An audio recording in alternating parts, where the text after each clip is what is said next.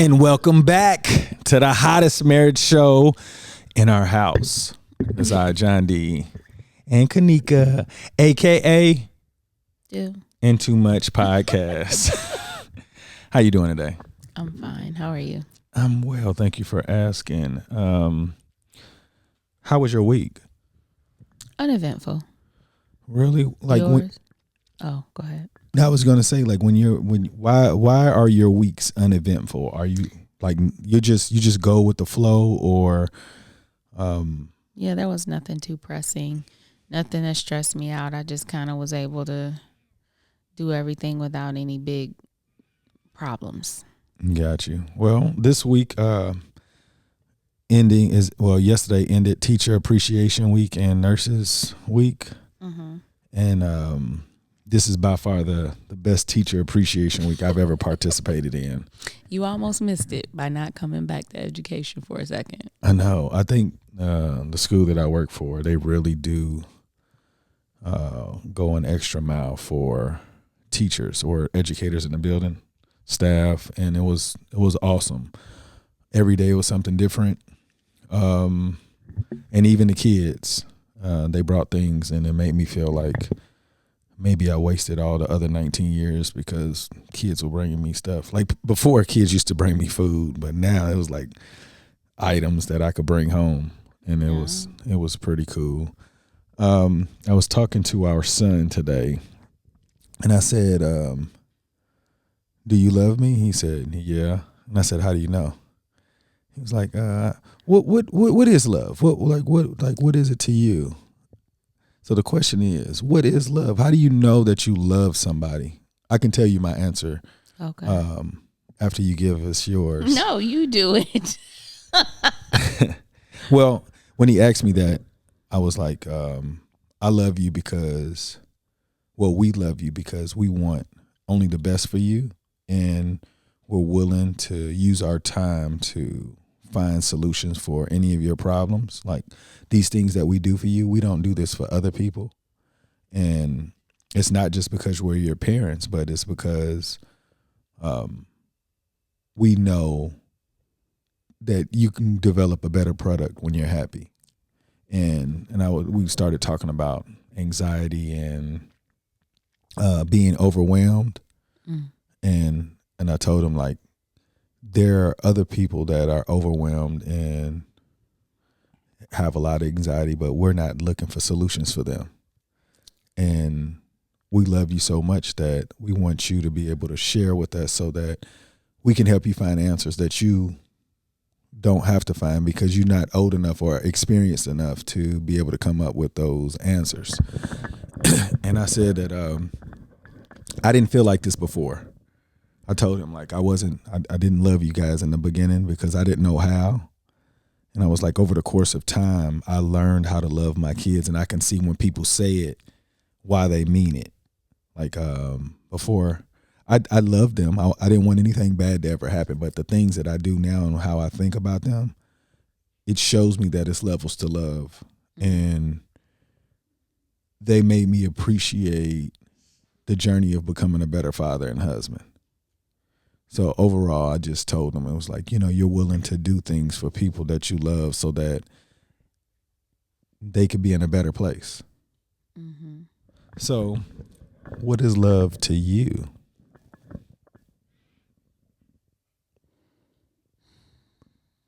I don't know. When I think about who I love versus who I don't, I guess that's true. I have, I want to do what I can to make sure that you're safe and you're, comfortable and safe. Yeah, taken care of. I do that for people that I love. Another thing I do for people that I love that I don't do for anyone else is I step outside of my comfort level or what I want to do when I'm moody sometimes, but there are people who can ask me to do stuff and I'm like, no. And then there are other people that they'll ask me and I'm like, okay, push yourself out of the bed. Let's go do this. Or let's go, like, if the kids are like, can we do this? look, if I ain't like y'all, if I ain't love y'all, I wouldn't. But, I have people who call me and they'll be like, people I know, and they'll be like, Kanika, do you want to do this? And I'll be like, no, thank you. But if someone that I have a very close relationship with and I can say that I love them, if they said, Kanika, let's go do this, or I want to do this, I'll do it. So what I'm hearing is that you will consider doing things with people that you love, that even though you may not want to do it, but you love them that much for them to feel that type of happiness that you're there. Yeah, because it's not hurting me. And if anything else, if I can make them happy somehow, even just by my presence, then I'll do that. Even if it's not something I want to do, or I'm not in the mood or whatever, I'll get in the mood so they can be okay or be happy. And so I think even like, over the course of our time together, another thing that I learned is making space for people. So like when we were in Atlanta, we had people living with us all the time. And prior to being with you, I wouldn't even consider people. There's one thing I don't do is let people cross that threshold and stay with me.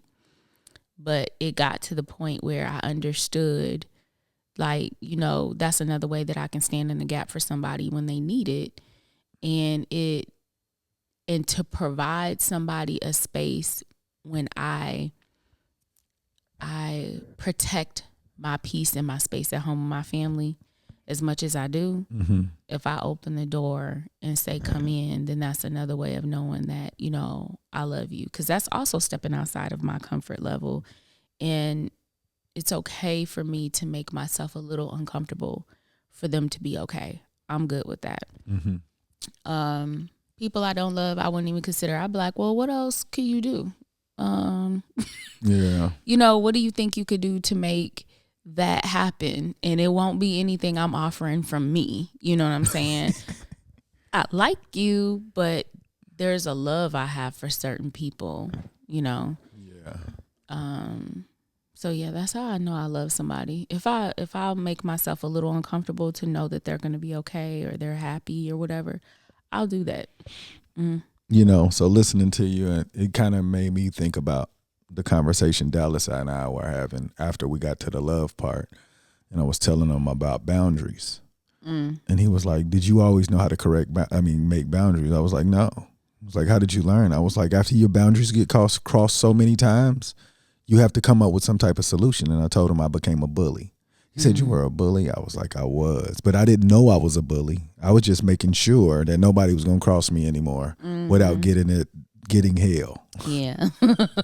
And listening to you, I've always, since I moved out of the dorms in 97 to Spartan Village, my roommate and I always had somebody that was in a peculiar situation that needed, like their head to rest for a couple weeks up to a couple months. And it just became like a regular behavior because to me, I already knew I was going to do well in life. I was like, they're not preventing me from getting to my goal. Why can't I do it? So then when we moved together, like I remember you asked, no, I think maybe Coop was the first one to move in, right? I don't know. Maybe so. Yeah, I think he was the first one because he was transitioning from Orlando to Atlanta. Yeah. And then we let my sister move in, I think. No, my brother came. Yes. So I'm thinking like, I remember you didn't even, like, I don't even think we discussed about Coop. I just said, hey, Coop's going to stay here. Yeah. And in my head, I thought that all people thought it was okay. I didn't know that I had to discuss this with you. And I know you were like, so how long he's going to stay? Is he going to stay? I was like, he's trying to buy a house. We talk about this every night and never crossed my mind that you were thinking like when is the end date? Yeah. The boundary. When is it? Yeah. Yeah. And what I'm leading to is that when your brother moved in, you created a boundary with him that I didn't even know. And I thought you were going to create that boundary. Like, we had the conversation, and I thought we were both going to talk to our tenants and be like, all right, y'all. But it ended up that I did and you didn't. Ari immediately was like, okay. And he was like, let me get, I'll be ready to do whatever, whenever. And it was difficult for me after he left and Derek was still there. And I was like, this was not the agreement. Like, he could have just been here. See, that's what I'm saying. You had an agreement. Yes. What I'm saying is I didn't understand it. We looked at it totally different ways. Absolutely. Yeah. And I learned later. I didn't know until my sister came. Yeah. Oh, when she came, it was like going on and on for months. Yeah. And then, because in my head, I had already said that she could be here to a certain time. Yeah. But that's what I'm saying. This is what I learned from you. Like, and this, what kind of worked out by me learning this is that she was going to take advantage of us. Mm-hmm. And I didn't know that. In my head, she reminded me of that, what I would do. Mm-hmm. I'm going to just stack this paper. But she wasn't working at the time. Mm-mm. And she was coming up with these excuses of why she couldn't work. And then this is when I realized that you were serious. She was like, hey, you need to have this conversation with her. And I was like, I will. But I had to get under the influence of alcohol because I felt like being sober, I was going to be super mean. Oh, okay. And when I was under the influence, I didn't care about how it was, as long as you got this message. That's horrible. Yeah. Okay. Yeah, she wasn't hearing me, but I knew she would hear you. But I don't even think your language was the same, though. No, it wasn't. So, like, you didn't talk to her like you talked to your brother. Well, with my brother, I wasn't mean. I was just like, hey, you said XYZ. And he was like, yeah. And I was like, okay, well, that's coming up. With her, it was like, okay, so, what's going on with this job? Oh, well, I can't find anything. Well, have you applied to this? And then I started bringing stuff home. Yeah. Here's an application for this, application for that. But it took you, because at that time we were also dealing with, like, you were the end all be all. It was her brother's house and my brother. And so when I said stuff, it didn't really carry the same weight as you. So it needed to be you saying it. But one of the things I learned that I didn't know in the beginning is that it's not cut and dry of I just need this amount of time and then I can go. Because later on, when my younger brother came down and they were transitioning to an apartment together, and then they both came to stay with us. Then to me, it wasn't no deadline. I knew that they were going to leave when they needed to. So I didn't say anything, and however long they needed to be there. But I didn't know that in the beginning. I thought in the beginning you were supposed to be like, all right, it's time to go. I didn't know that, there's like a soft ending. Yeah. So like, what I'm saying?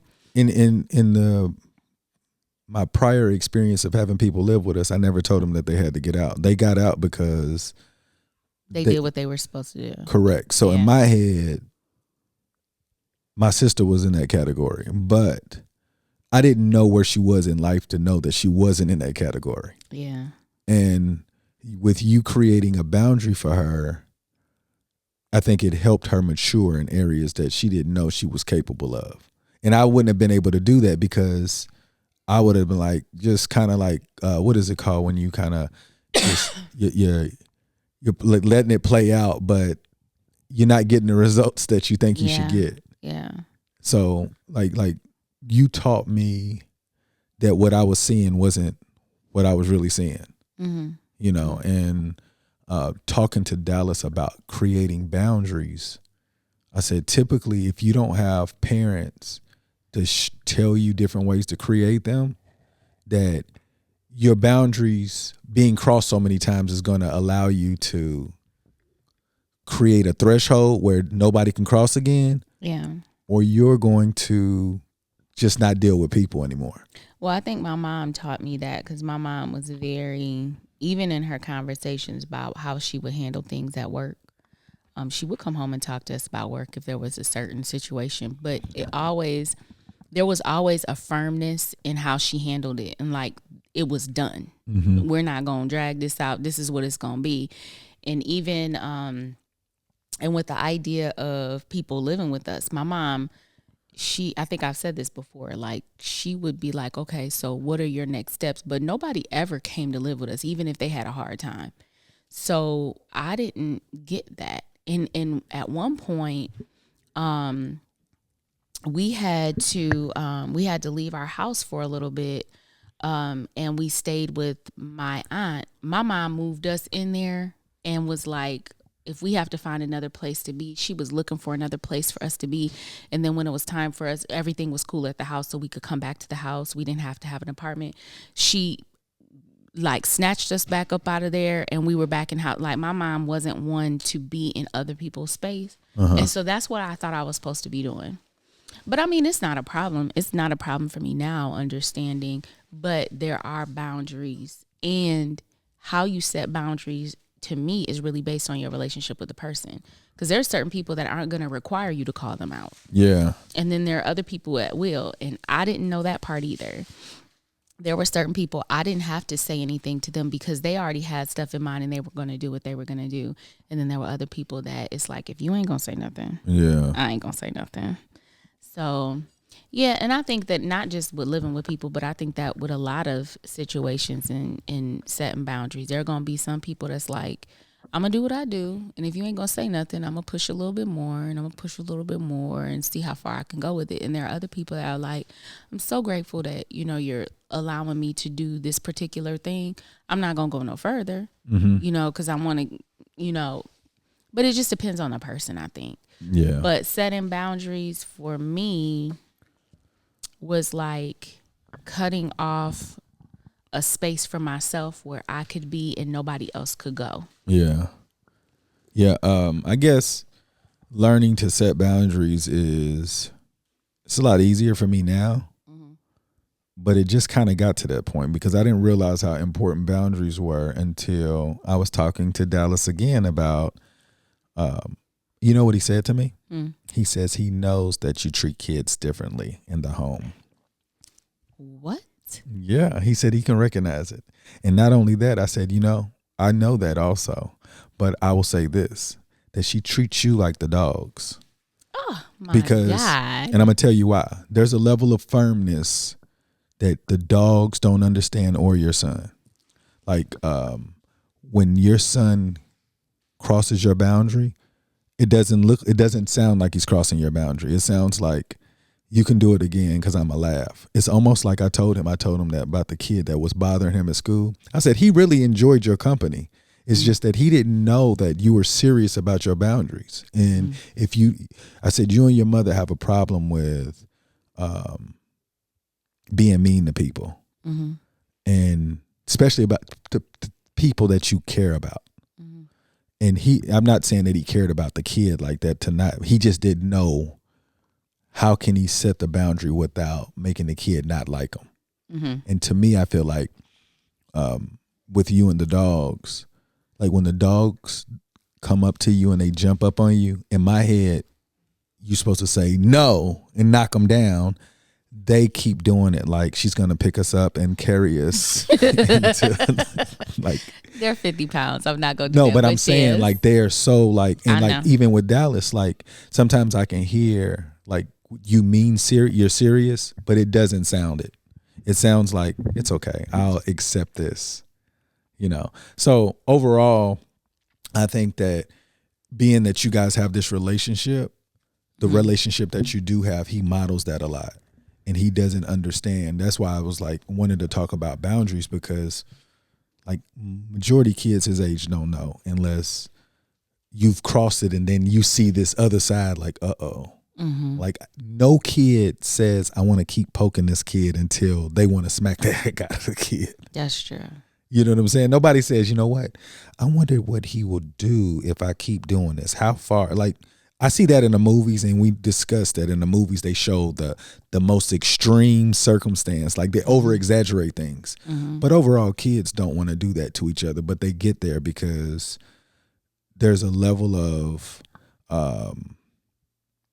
tolerance that some kids take and others don't. And I feel like at Dallas's age, if he could learn that part, because I told him that once you establish boundaries at a young age, nobody won't cross them. Yeah. Because you already know that if it goes too far, you're going to turn into a different person. Yeah. And I told him that, like what's so crazy is that you said that you learned about boundaries earlier with your mother, but I crossed a lot of your boundaries throughout our relationship, and I was like, she loved me and she really cared about me and she didn't know how not to hurt my feelings or whatever. I just kind of like, and I was like, she was really trying to make it work. And yeah, I know. And looking back at it, I'm like, I just told him, I was like, I was just immature. I was not knowledgeable enough to know I was doing what I was doing. And I was so immature that I would say, this is who I am. She married this person. She knew who I was before. Like, she's got to accept that, not being mature enough to be like, I don't have to be that person anymore. And when I learned I didn't have to be that person anymore, I became this guy that only wants you to feel so jubilee on the inside. Jubilant. Oh, okay. I was like, this dude said you. Okay, well, I appreciate that. But you are right. There are certain people that I didn't create boundaries with. I didn't know how to create boundaries in a relationship. Oh, I know. I'm looking like you saying that, and then I'm thinking about the relationships I had before you. I didn't know how to do it in a romantic sense. Yeah. But I've learned that that's not serving anybody. Not at all. So, but what's one good thing about it is that you don't ever have to worry about that again. Yeah. I know it took a long time, but one thing also, that the kids will have a great model of what it looks like. Yeah. And to me, I feel like that's what a lot of kids are missing when they're being raised, because their parents don't even know how to do it. I mean, think about it. Look how old we are for us to just now figure out, like, looking back, okay, that's what it was. I didn't know how to set that boundary before. And that's the reason why I felt that way, because I let it go too far. Yeah. So even with him, I told him, I was like, having anxiety and being overwhelmed, that's a part of life. But you need to know when it's going too far where it can create a different person. And if you don't want to become that person, you're going to have to put up like flags to say, okay, I'm getting there. And then you're going to have to address it. Because if you don't, you're going to cross that threshold and it's going to go further and further. And it's the further it goes, the more the person you become is further away from the person you really want to be. Yeah. So just making him aware of that, because I feel like Day's really good at I think she's probably the best. Day is probably the best in the entire house about setting the boundary. Because she will just be a loner though. Like, when you're really good at boundaries, it's really difficult to make friends. Yeah. Because, well, with her though, I think that she's very open to friends. Oh yeah, I believe, but yeah. In the case of, like, if somebody crosses her boundary, like, she'll let them know that it was crossed and then you're gone. Yeah. Like, you have a very short time period to like correct it, because she's already in her mind has decided that this is not going to work. Yeah. You needed to have come and corrected it immediately. Like, so. Yeah. Even if you correct it after the fact, if she's had too much time to think about it, like, she don't even give you the chance to recover. Yeah. Somebody crossed Day last spring and they didn't talk for the rest of the school year. And then the girl tried to talk to Day during lunch this year. And I said, well, what'd you do? She said, I didn't talk. She said, I'm still going to have lunch by myself. I'm not going to have lunch with her if that's the only person that's in there. And I was like, golly. I know. And I think that's one thing we need to discuss with her too, because like, people can be mean, but overall, I don't think they want to be mean. It's like just bad behaviors. Yeah. And I think that maybe she matured, because I'll tell you this, it takes a lot to go back to a person that you crossed. They didn't come to you and they came to you. Like, she matured. I didn't think she was like, let me make friends with Day so I could do this again. Yeah. No. But Day was like, too late. Yeah. Yes, she was. Yeah. But I think overall, the love that I've learned to have for you guys made me realize what I could focus on and try to help and be more aware of with boundaries. Like, so learning to how to love and to know what a boundary is for each person, to me, I feel like makes our family happier to be around. Because I told him, I was like, I know, sometimes when you don't want to be around us, you'll just go downstairs, you put your headphones and put yourself in a different location. I enjoy being around you, even if you're not talking to me. I was like, I love this part now. And I didn't know. And talking to my barber today, he was like, a lot of people don't understand that today kids are gone. He was like, it's really good that you can create this relationship with your family the way you have. And I'm happy. It makes me feel good and warm and tingly on the inside. That's good. Definitely. That's good. Anybody you want to give a shout out before we get out of here? No, I don't think so today. All right. So a fraternity brother of mine has fallen. 96 Delta Beta, the Great Coppin State, Kunta. He died in a freak accident and weightlifting competition. And I wanted to give a shout out to him because,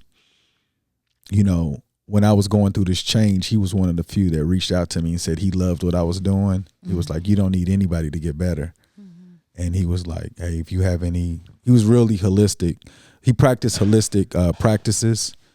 And he really believed in nature and all of that. And he showed me a different part that helped me elevate where I am. And he's passed, and he was a really good person, like overall. And I just wanted to give a shout out and prayers for understanding, patience.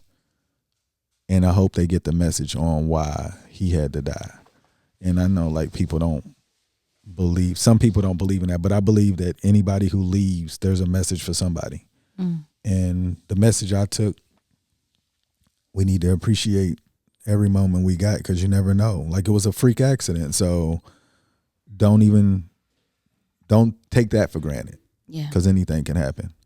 But shout out to everybody impacted by that death, and may he rest in whatever being he is in now. Y'all make today better than yesterday. Don't worry about anything you can't control. GATA, get after that action, or that action will get after you. Be great on purpose.